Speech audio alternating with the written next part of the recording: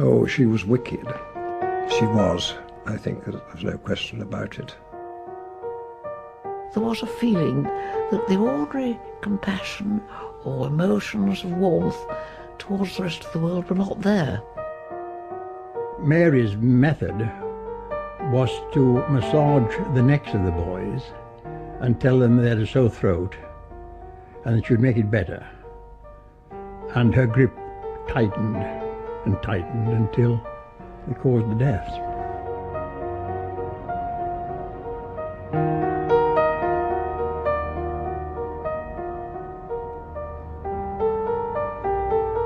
In 1968, an 11-year-old girl, Mary Bell, killed 2 little boys in Scotswood, a district in the West End of Newcastle. As with the killing of young James Bulger 25 years later, the deaths caused bewilderment and outrage. But unlike the case of James Bulger, while the people of Newcastle were horrified by the killing of 2 defenceless toddlers, there were few cries for vengeance and little sensational publicity about the case. When 2 small boys were murdered, there was a strong impact of who's caring for our bairns? Why aren't we looking after them properly? And suddenly, our bairns seemed to be murdering our bairns, and it was almost too much for people in a very caring city to cope with. This made the whole city, in a sense, cry in on itself. Scotswood, where Mary Bell grew up in the 1960s, had barely changed since the war. It was a slum area, with all the social problems that come with years of neglect and deprivation. There was a lot of notorious families in the area who were well known to the police for drunkenness, minor petty crime and that sort of thing. A lot of pubs in that area, a legacy from the days of the factory, the heavy industrial area, and it was common for husbands to be drunk. And calls to the police were very frequent to respond to fights in the house and the streets, and it was very common indeed. Mary lived in a generally bad area. Practically every other house housed a prostitute of some sort. And so that was the kind of environment she was in. I used to often feel sorry for the respectable people who had to live amongst them, really. It was a constant battle, trying to determine who was committing a crime and who wasn't.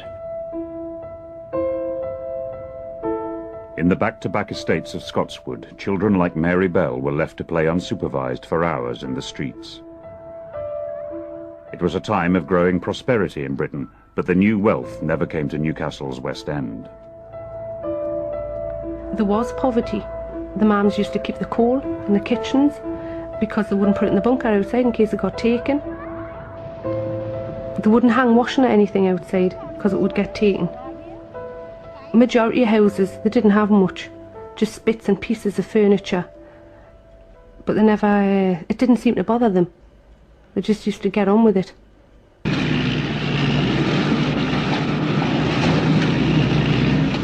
Newcastle was in the grip of massive redevelopment. The worst slums were being knocked down to make way for new high-rise flats. The demolition sites of Scotswood's Rat Alley became a children's playground as the city changed by the day. It was a very rough area. You get the odd empty house, and you would get derelict houses down there. And kids used to go and play in the derelict houses. But seeing that it was very close, you could literally leave doors open. You could go to bed and leave your front door or your back door open. If the children got into mischief, the neighbours would check them. You know, I mean, it wasn't like, you're my child, there's nobody allowed to check you or tell you off because you're my child. Everybody was everybody else's eyes and ears. That's the way it was. It was just so friendly. Nobody had anything, so you didn't have this fight for have I got the right gear.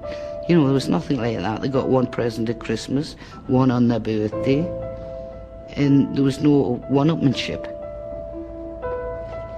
For all its community spirit, Scotswood was notorious for social problems and difficult families. Mary Bell's childhood had been full of unhappiness. she was neglected. Both her parents were often away. The family lived in the White House Road. It was the roughest part of a rough estate. Her mother, Betty, was depressive and erratic. On one occasion, she tried to have Mary adopted, yet on another, she rejected her family's offers to take her daughter off her hands. Betty had a reputation in the area. We knew about Mary's mum.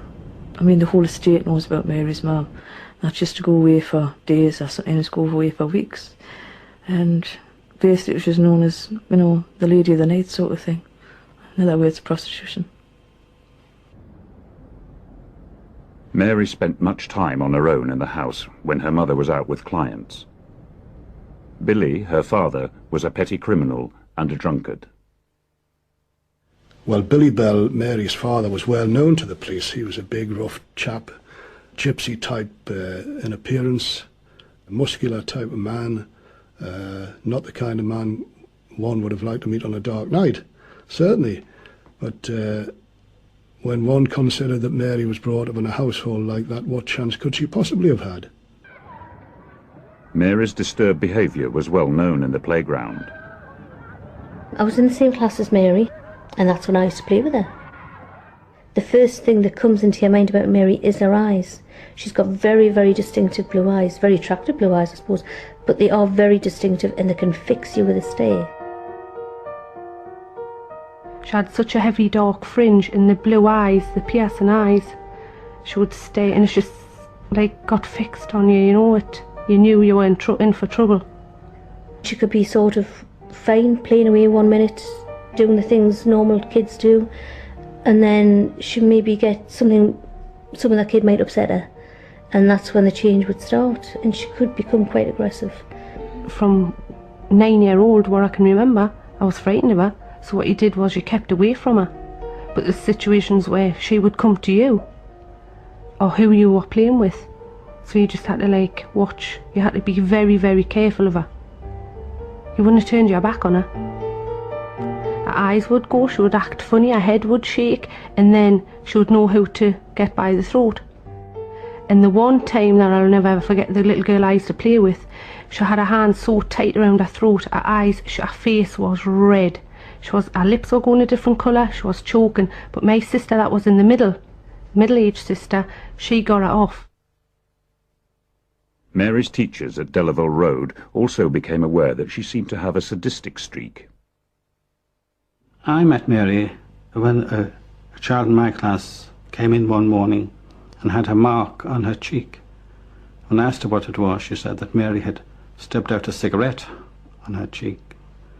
And when I sent for Mary, along came this little girl, and I said to her, "Have you done this?" And Mary said, "Oh, yes." And I said, "Well, I'm just sorry for what you've done." She said, "Yes." Although Mary's violent behaviour was noticed by her teachers, tragically nothing was done to address her problems, and at home she was exposed to the grim world of her mother's prostitution and her father's drunkenness. Mary was influenced by all of these things. She saw very strange behaviour going on through her own mother's actions and by her father's actions and by the local community. She was deeply embedded in a sort of petty crime environment, an environment in which violence against each other was something that was almost acceptable and the norm. Next door to Mary Bell in White House Road there lived another girl called Bell, who was no relation. She was Norma Bell, 2 years older than Mary, but much less bright.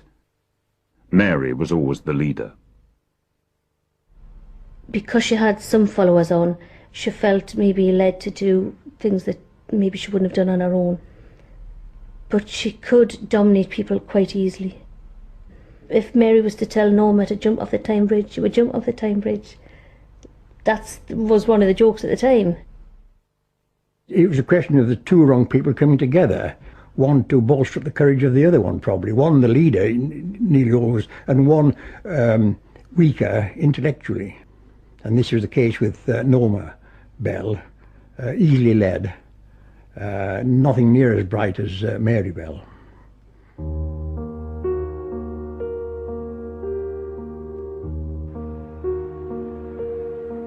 The children of Scotswood had come to fear Mary and Norma, with some reason. On Saturday, the 11th of May, 1968, Mary and Norma had picked up a boy aged 3 and taken him to buy some sweets. Sometime later, he was found wandering, dazed and bleeding. The police and an ambulance were called, but no action was taken. The next day, the mother of a local girl complained to the police that Mary Bell had attempted to strangle her daughter whilst playing in a sandpit. But once more, despite all the signs, nothing was done to take Mary in hand. Norma pinned us down, and Mary had grabbed us by the neck and started strangling us. And then she had her hand here, and she was getting the sand and then pouring it in my mouth, and it couldn't go in quick enough, and she tried to stuff her fingers down, basically, to go it further down. And obviously I was terrified. And I think Norma was a little bit frightened when she seen what Mary was doing, because Norma jumped up. And by that time, she had jumped up, and I managed to struggle and get free and run home. After the attack on Pauline, the police were called, but no further action was taken. Little Pauline had not told the full story. I was terrified of telling the police everything. I know I didn't tell them everything. I know I told them I'd been strangled, but I didn't mention the sand because I was frightened. I was frightened of that effects in case she got a hold of us afterwards. And it haunts us.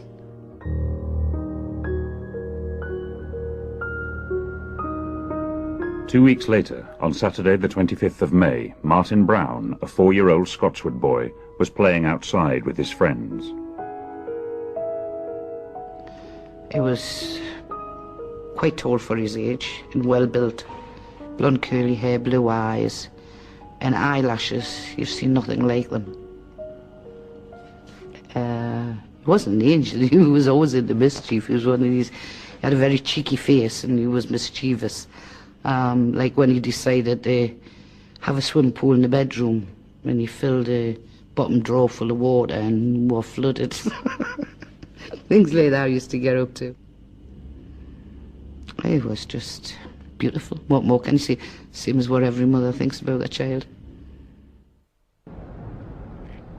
It was quite usual for young children to be out playing in the derelict buildings of Rat Alley, and Martin's family weren't concerned at first by his long absence. But at 5 o'clock a neighbour called to say that he had had an accident. I ran up to the houses and I seen a crowd of people stand outside, and this guy had Martin in his hands and he was grey and he felt cold, so I took my cardigan off and I put it around him, and this man, there was tears running down his face, and I said, "Is he all right?" He says, I don't know. And at that, 2 ambulance men just rushed past, grabbed him and run past us again and put him into the ambulance. Martin Brown was taken from the derelict house to the local Newcastle hospital and pronounced dead on arrival. I was devastated because he didn't look as if he was dead. There was not a mark on him. There was a little trickle of blood down on his face, but that was it. Because Martin's body had been found in mysterious circumstances, upstairs inside an abandoned house, the police were called in to investigate the cause of death. At first they thought maybe some tablets, but that's just because there were some tablets lying around. The previous tenant of the house, which was then empty, had left these tablets around the floor. The pathologist carried out an extensive examination of the boy's throat, but couldn't come to the conclusion that it was violent or not other than a natural death. There was a few theories, like he's maybe getting to the top of the stairs and being frightened to come down because he once fell down the stairs when he was very little. And they said, well, he could have sort of getting a shock. They started calling Martin the Rat Alley boy, which really hurt. It really hurt that his name was linked to rats, you know. I mean, it's a terrible thing to do to a small child. 2 days later, Monday the 27th of May, police were called to a Scotswood nursery close to Mary and Norma Bell's homes. There had been a break-in, and officers found 4 pieces of paper. Scribbled on one were the words, "I murder so that I may come back," and "We murder, watch out," and on another, "We did murder Martin Brown."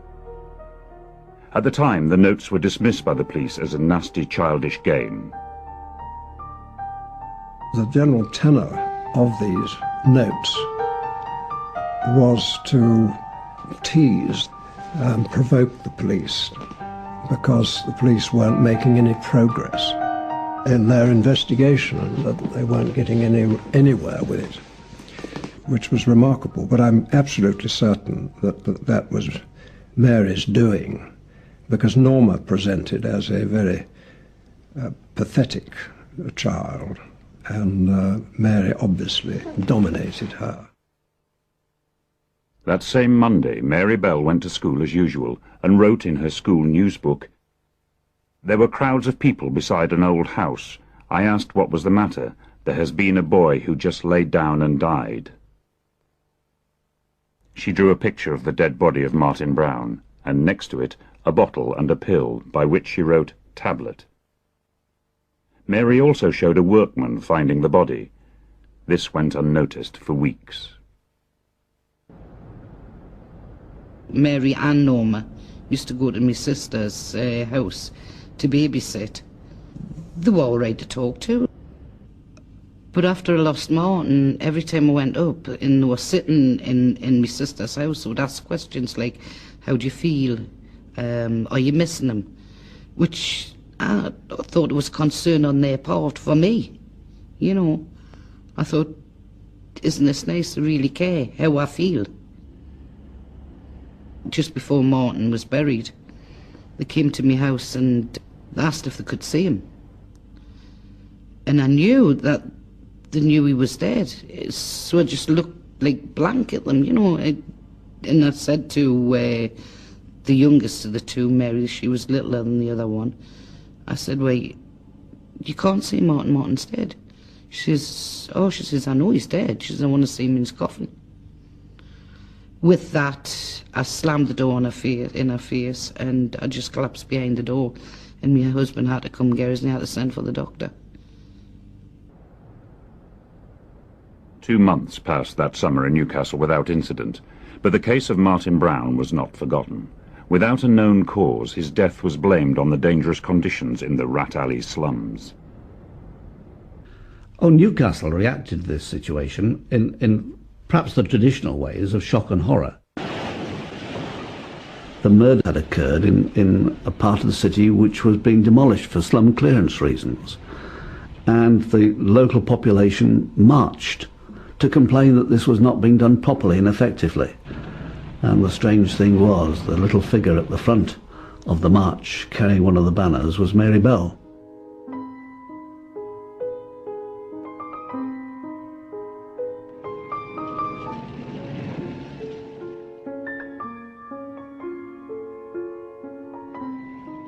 There was a young killer at large who, despite all the signs, the notes, the newsbook, the previous violent incidents, was not apprehended.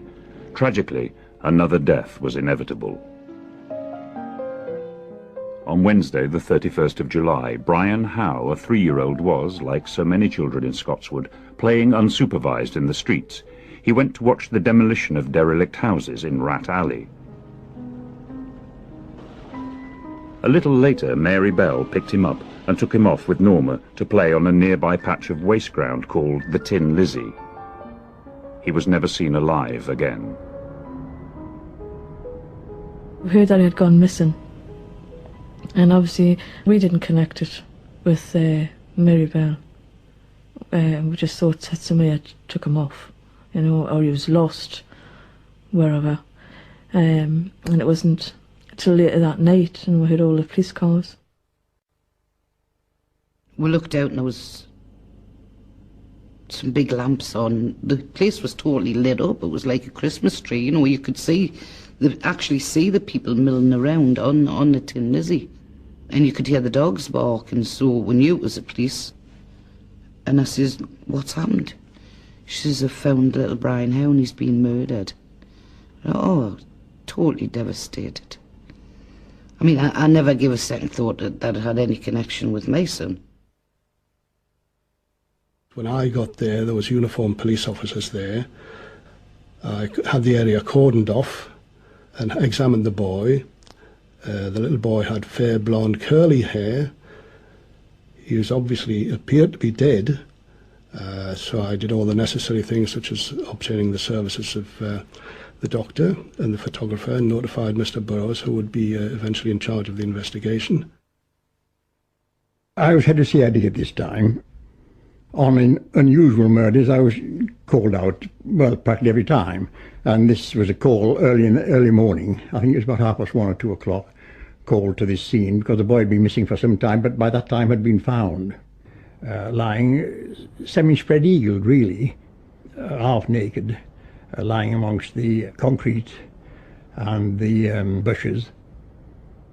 I noticed that there had been snippets of the boy's hair cut off and lying nearby, and his little legs showed that there was puncture wounds in the calves of the legs and other areas of the legs, and it seemed to indicate that perhaps the scissors or whatever had been used to cut the boy's hair had also been used to puncture his legs. The first thing one noticed was the unusual cut marks to the legs. First time I'd ever seen that, of course, and one immediately could see that they'd been caused after death. I gained the impression at the time that the person responsible must have been rather young because of the gentleness of the death. It required a post-mortem examination, and that followed straight away. The post-mortem showed that Brian Howe had been strangled and that the cut marks were naive attempts to leave initials on the body. The pathologist concluded it was the work of a child. Given the similarities with the death of little Martin Brown, the police now reopened his case too and went to see his mother in Scotswood. They said, well, you better sit down, we've got something to tell you. And then there is with a bombshell that they'd looked back into Martin's death and they weren't 100% certain, but they were 60% sure that Martin had been murdered as well. Couldn't believe it. To the horror of the local community, the police now announced that they were searching for a child, and amid the hundreds of suspects, one child, Mary Bell, seemed to want to draw attention to herself. Whenever I held, or anyone else held, a conference, this one girl's face kept appearing, listening intently to everything that was being said. One couldn't miss her. If you tried, she was so obvious, pushing herself forward to listen to what was being said. It was common knowledge amongst the children of Scotswood that Mary and Norma had been up to no good. Mary had already boasted in the playground that she had strangled a boy, and many had experienced the little girl's assaults at first hand. I think everybody half thought, well, they knew. Well, everybody who went to Delver Road School knew what she was like. I think everybody sort of around our area was waiting for something to happen because of what she used to get up to. After a conference and discussion, we decided it was time to have a word with Mary Bell, and Mr. Dobson and I went to the house. And so far as I recall it, on the first occasion, Mr. Bell, the father, he refused to let us see the young girl, and he had a big Alsatian dog which he threatened to set upon us. But there had been another witness of the waste ground where the murder of Brian Howe took place. A 9-year-old boy with a mental age of 4. He had seen everything. There you had a witness who knew really what had gone on and explained to me what had gone on. And it appears that Mary's method was to massage the necks of the boys and tell them they had a sore throat and that she would make it better. And her grip tightened and tightened until they caused the death. Given the new witness, Harvey Burrows ordered his officers to go down to Scotswood and bring Mary and Norma in for questioning. The police consulted a child psychiatrist to get advice on how best to treat the children. They wanted me to see the children who were concerned, I suppose in a diagnostic way, because they had had suspicions. The school had had suspicions because they'd behaved in a curious way in the school. They brought me photographs of the little murdered boy. Tragic, you know, a little golden-haired laddie lying there dead. It was very trying, very upsetting. With Mary, it was difficult to get her to relax. You can understand why. I mean, she knew she was suspected, and I gather that when they went to her house, she sat on the man's knee, he was not her father, and said, "Send for my solicitor." You know, she was quite tough in that way. From the very beginning, right through to the end of the trial, it was a denial on Mary's part. Although the police clearly were wanting to ask Mary about the allegations that they had to put to her, and Mary did deal with the allegations, Mary had other things on her mind as well. And, for instance, she would wonder about her mother, whether her mother was going to come to see her or where her mother was. She had an Alsatian dog, and she would ask about that. When we got off the subject of the loss of the little boy, she began to talk about her friendship with Norma and how they had been happy together, and we were full of laughter that day, she said, and I think the day she was referring to was the day on which this child died. In the evenings, Mary and her friend Norma were taken into care in Newcastle. Many of those who came into contact with Mary grew fond of this vivacious and intelligent girl who was in such trouble. One must have felt sorry for her at the time, there's no question about that, because she was a young girl, she was only 11 years of age, she didn't realise the enormity of her predicament, she didn't realise what she was facing in future life, and during the course of the investigation I frequently took in bags of apples for both her and Norma Joyce. They were only kids and they really didn't know what was happening, I don't suppose, at that age. At Westgate Road Station, where she was interviewed, Mary Bell astonished the police with the sophisticated way in which she parried their questions. I used to think she had like a computer brain. When one put a question to Mary, she would start answering almost before you'd finish the question. And then she would continue and answer the next 4 or 5 questions still unasked. This was the strange thing. It's rather like someone going into a maze, and the first question put her into the maze, and her mind told her she could get through that maze and come out the other side unscathed. Despite her denials, the evidence against Mary began to mount up. The scissors used to mark the body of Brian Howe were found near the scene, and the police now made the connection between Mary and the notes they had found after Martin Brown's death 2 months previously. More evidence came from the girls' school. Eric Foster, Mary Bell's teacher, had always been fond of the intelligent little 10-year-old in his class. After he learned of her arrest, he decided to go back over her daily news book to check if she had written anything about the deaths of the 2 boys. She had, extraordinarily. On the cover was a headline, "Boy found dead in old house." The report was inside. It was written on the Monday after the weekend about how this little boy had gone into these houses and just lay down and died. And when the police looked at the book and they saw the drawing at the bottom, there was the tablets arrowed, and the police said, well, of course, that was never disclosed to anyone, so she must have been there to have seen it. The newsbook was proof that she had been involved. On the 8th of August 1968, the police charged Mary Bell and her friend Norma Bell with the murder of Brian Howe. 4 months later, on the 5th of December, the full trial of Mary and her friend Norma began at Newcastle Assizes. Although the case had many similarities with the murder of James Bulger 25 years later, there was none of the sensational reporting that would be expected today. Indeed, because it involved a child killer, the BBC and ITN banned the story from their daytime news bulletins. Both Mary and Norma claimed they were innocent and blamed each other for the killings. And as with the Bulger case later, many felt a Crown Court the wrong place for the law to deal with children. Because it was a very serious offence, it had to go through the normal criminal processes and appear in an open court. And all the paraphernalia of counsel for the defence and counsel for the prosecution and the like.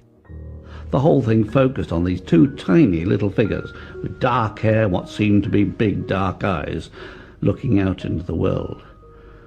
Now this just was totally unsuitable for examining the truths in this situation. And the children were unable to properly respond to this situation. There was no chance of it being a really just trial. But some effort was made to ease the situation of the little girls.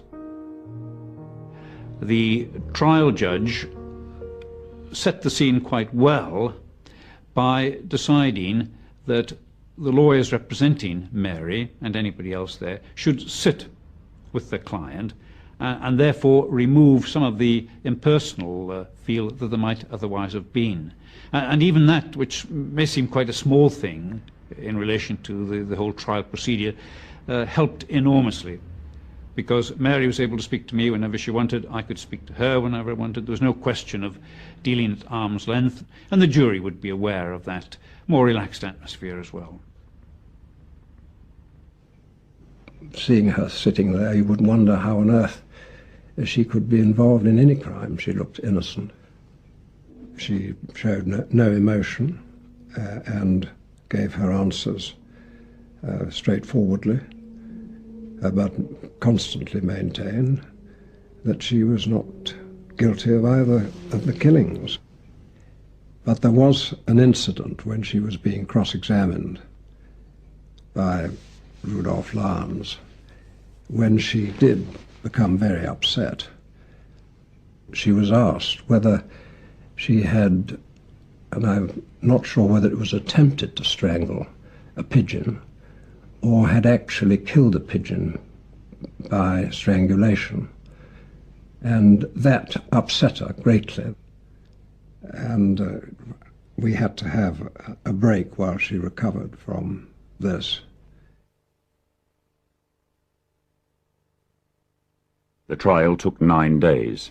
As time passed, it became ever more apparent to the court that Mary Bell was, in some way, abnormal, quite unlike other children of her age. She had certain things that one felt were missing in her emotions. That was my impression. She was quite, I'm not going to say hard, but she was impervious. She never, of course, admitted to having done any of these things. The other little girl was quite easy. She was relaxed. She was not very bright. I was very sorry for her. She had been entirely, I think, the led one. The two girls were very different in personality. Mary very bright and sharp, and could answer back to the counsel when they questioned her. She could make quite witty little remarks. The other girl was not as bright, and I think was completely overawed by the setting, and in a sense the court almost separated the two, and said, therefore the bright one must have done it, and the duller one probably didn't. There was no doubt in the court, given all the evidence, that Mary had strangled the two little boys, despite her denials. The verdict of the jury depended on the findings of the psychiatrists who examined Mary Bell. The doctors' conclusions were unanimous, that Mary lacked the ordinary feelings of a child her age and was, in their view at the time, a psychopath.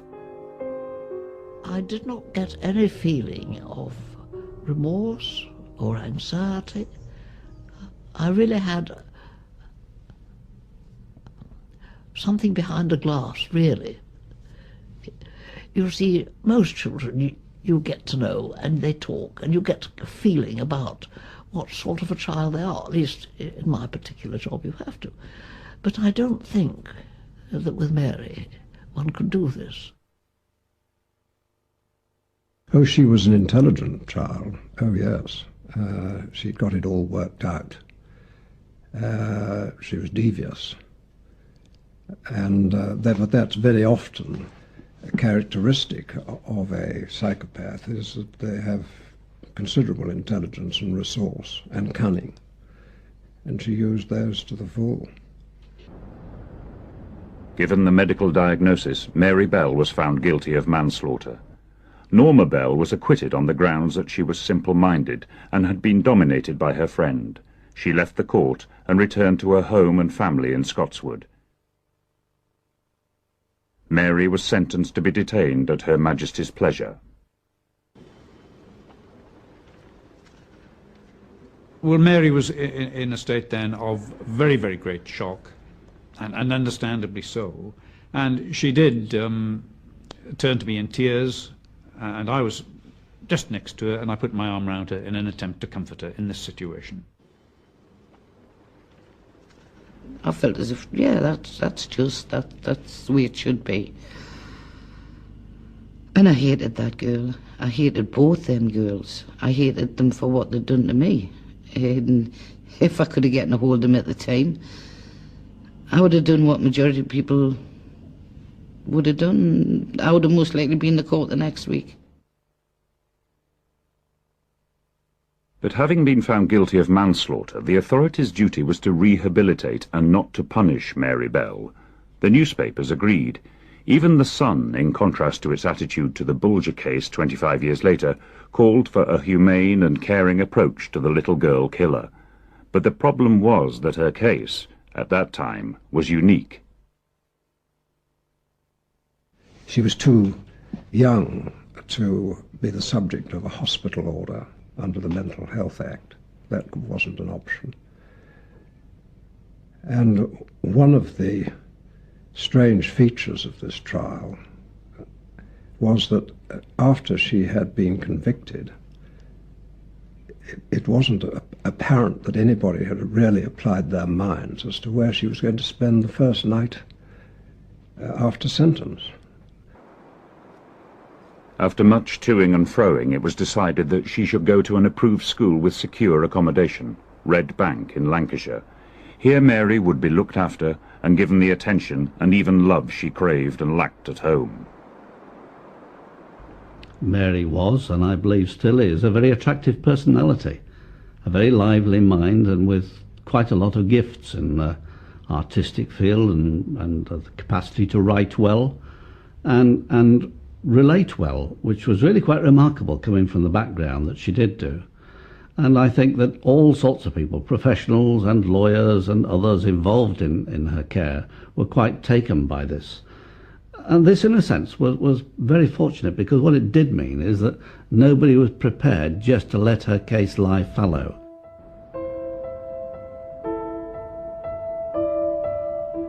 After the dust had settled, those involved reflected on what had caused a Newcastle girl, only just 11, to kill 2 boys in her neighbourhood. There was little desire for retribution and much for understanding. Most blamed Mary's behaviour on her environment and the fact that her mother was a prostitute. In the haunted eyes of Mary Bell, many of those who came into contact with her saw not the evil of a psychopathic murderer, but the look of fear and devastation of the victim herself. I felt sorry for her as much as anything else because of the background. And with only having probably one room in the house where Mary's mother took people, the child was bound to see everything that went on. I know that she did see everything that went on between Mary's mother and the clients that she took there.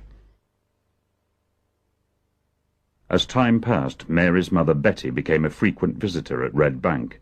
Behind the smiles of the mother and daughter lay an anguished relationship of guilt and resentment. Mary's mother Betty is alleged to have specialised in sadomasochism. Some thought this must have influenced Mary. Certainly she would have seen on a daily basis physical violence between adults and between adults and children.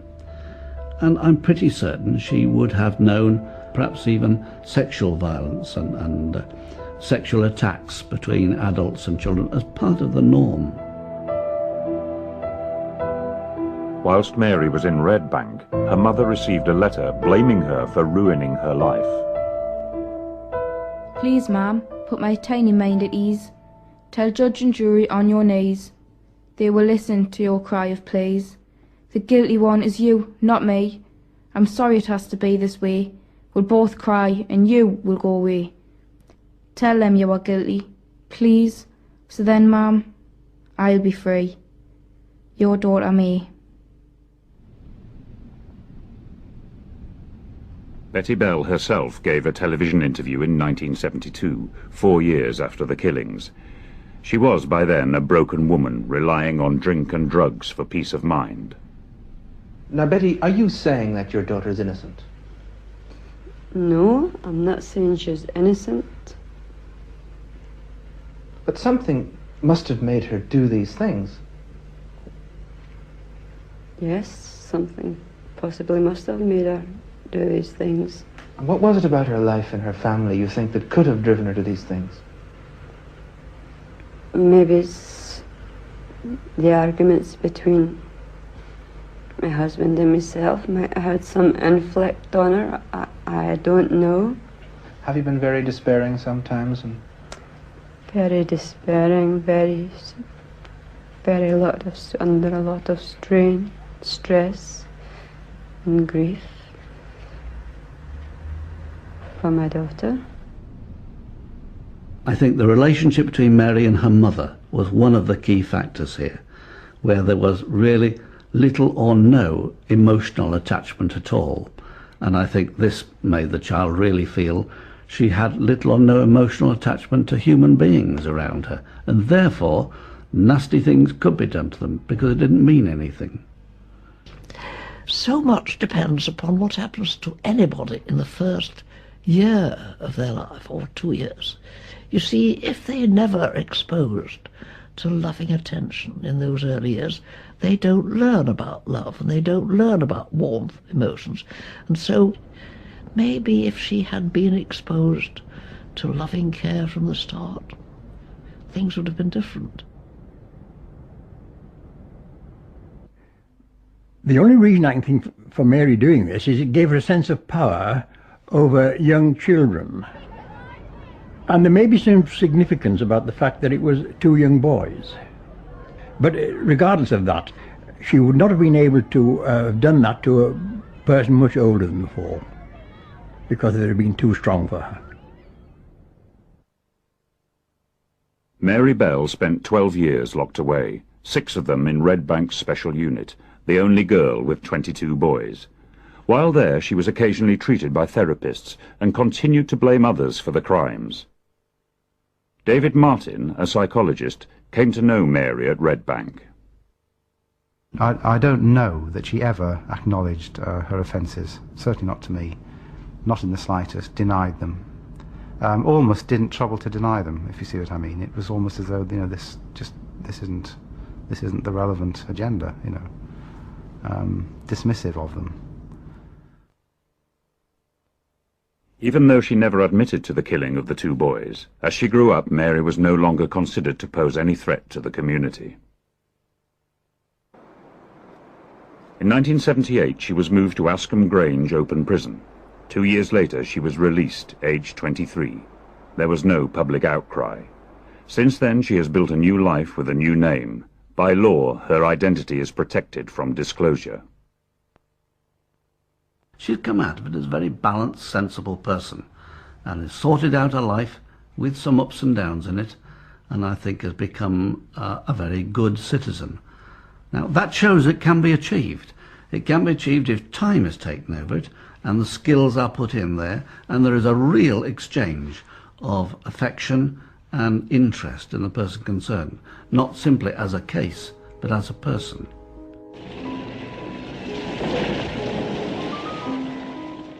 But the people of Scotswood in Newcastle have never overcome the trauma of the case of Mary Bell.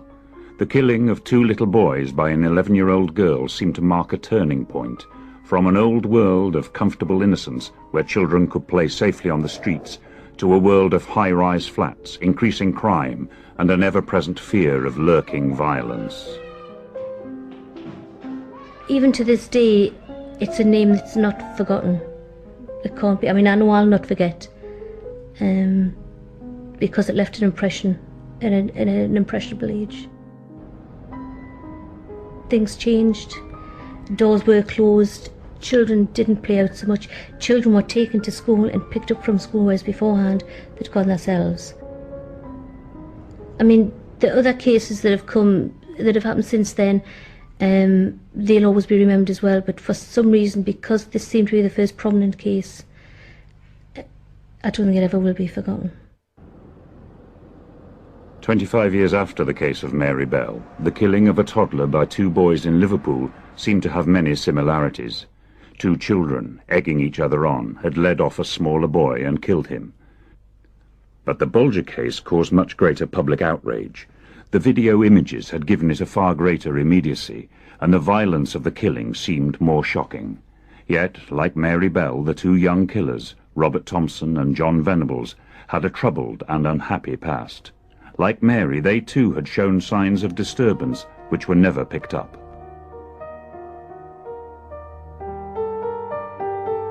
As time passes and we learn more about what causes children to behave in such terrible and extreme ways, one abiding truth emerges: that from birth children must have the loving affection and care of those who look after them.